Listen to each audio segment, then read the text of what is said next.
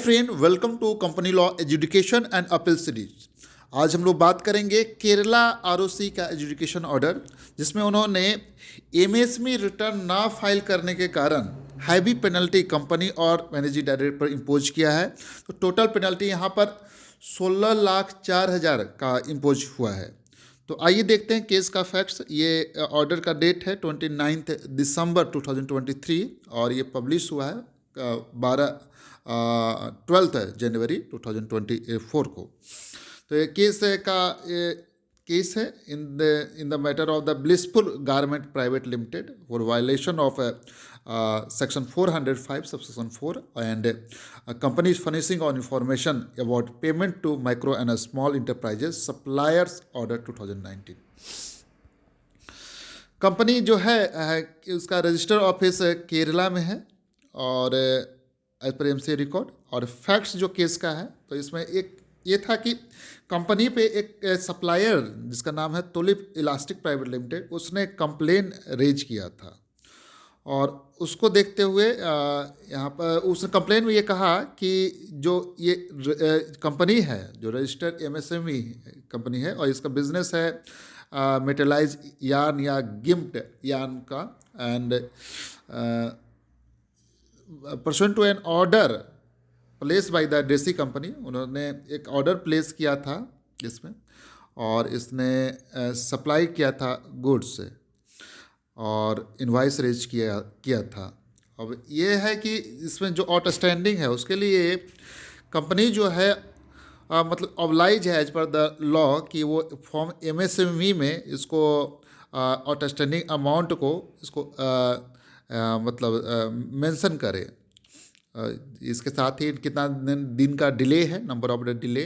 तो ये said complaint has been registered by this office. Complain raise किया था, उस कंप्लेन को आरओसी ने रजिस्टर किया एमसीए ने और इस ऑर्डर के साथ यहाँ पर वहाँ पर उन्होंने इसको भेजा है। तो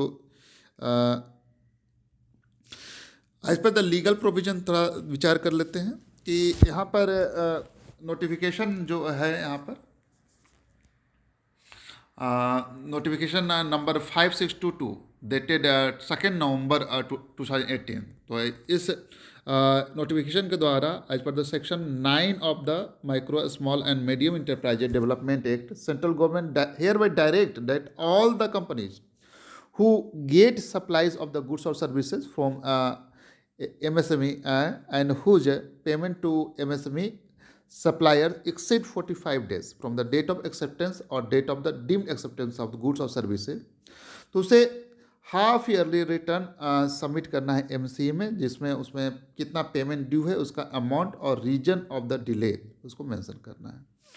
फर्दर नोटिफिकेशन 368 डेटेड 22 जनवरी 2019, जिसमें एमसी ने कहा कि addressee company required to file MSME form number 1 pursuant to section 405 subsection 1 and section 405 subsection 1 says that central government may by order require companies generally or any class of company or any company to furnish such information or statistics with regard to their or its constitution or working and within the such time as may be specified in this order। तो यहाँ पर notification है, उसमें उन्होंने form notify किया MSME 1 form number 1, जिसके द्वारा इसको फाइल करना है।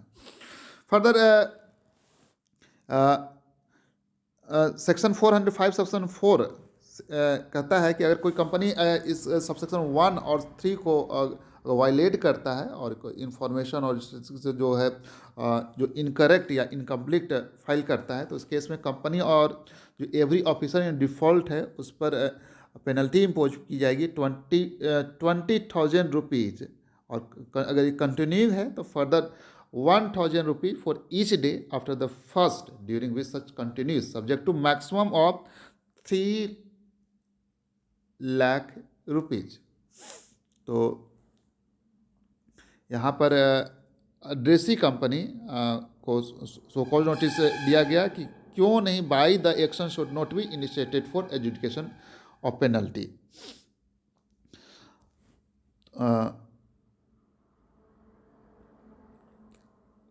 There is the non-compliance of the requirement of section 405 subsection 1 and respective rules within 15 days from the date of receipt of this notice, उसको जवाब देने के लिए कहा गया। Date as per the postal track both the letters have been delivered and the company alone has by letter dated 10th December 2023 received on 26th December 2023 has replied to the notice admitting that the complainant was one of his supplier and they have done a business deal with 18,58,000 during the period October 2020 to December 2020 and that have also issued a check worth of 18,56,889 dated 23rd November 2020 and that subsequently had paid 1,33,875 on 24th November 2020 and further payment of 8,50,000 on 22nd September 2021. However, the complainant has initiated a proceeding before the Honorable Judicial Magistrate Court of Hyderabad and however the company is ready to settle the due amount or outside the court if the complainant is ready to withdraw the judicial proceeding. तो इनके बीच में case चल रहा है dues को लेके, settlement के लेकर। लेकिन एजुकेशन ऑर्डर में कहा है कि हाउएवर अगर ये डिटेल उन्होंने दिया, इवन नरेट किया है ये डिटेल, लेकिन company has not offer any explanation as to by the said e form has not been filed. Therefore though there may be a judicial proceeding, since the company has admitted that the transaction, nothing prevented the company from filing Form MSME Form 1 indicating the admitted amount as per its calculation there is a due to complainant and column number 5 of the said forms provide for the reason for the delay for the payment. Therefore, in view of the what is stated in column 4.2 to 4.4, it is concluded that the company and MD in default are liable to penalty as prescribed under section 405 subsection 4 of the Act. तो यहाँ पर penalty जो है यहाँ पर on the company, तो यहाँ पर 6 हाफ ईयरली पीरियड का यहाँ पर डिफ़ॉल्ट है। तो यहाँ पर पेनल्टी इम्पोज किया गया है। First penalty for the default 20,000 plus 1,000 per day के हिसाब से कैलकुलेट किया गया। टोटल पेनल्टी 20,000, टोटल 9,92,000 एंड जो फाइनल पेनल्टी इम्पोज है, जो मैक्सिमम पेनल्टी परमिसिबल है 2 लाख। लेकिन यहाँ पर सेक्शन में जो है यहाँ पर हमारा 3 लाख दिया हुआ है, लेकिन यहाँ पर उन्होंने 2 लाख कैलकुलेट किया है और 1 lakh on the managing director for 1 half year default.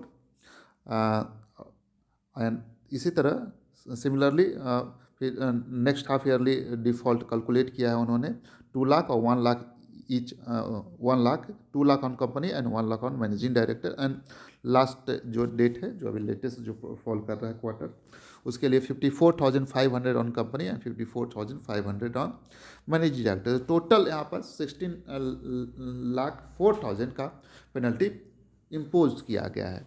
और बोला गया है कि penalty is commensurate with the aforesaid failures है and the penalty is so impose upon the MD shall be paid from his personal source of income. और MD पर जो penalty impose किया है उसको अपने पर्सनल सोर्स और इनकम से उसको पे करना है, वो कंपनी का के द्वारा नहीं। कंपनी अपना पेनल्टी पे करेगी और मैनेजिंग डायरेक्टर अपना पेनल्टी पे करेगा। इट इज़ द 8,02,000 का पेनल्टी अपने एमडी को पर्सनली पे करना है। फर्दर यहाँ पर पेनल्टी अगर नहीं है तो पेनल्टी अगर पे नहीं करती है विद इन द टाइम तो सेक्शन 454 सबसेक्शन 8 अटैक्ट होगा। और यहाँ पर अपील का जो प्रोसीजर है वो उसको यहाँ पर मेंशन किया गया है। Thank you so much for watching this update. तो please careful for filing in MSME 1 form, क्योंकि जनरली ये मिस्टेक हो रहे हैं कंपनी के द्वारा। Thank you so much.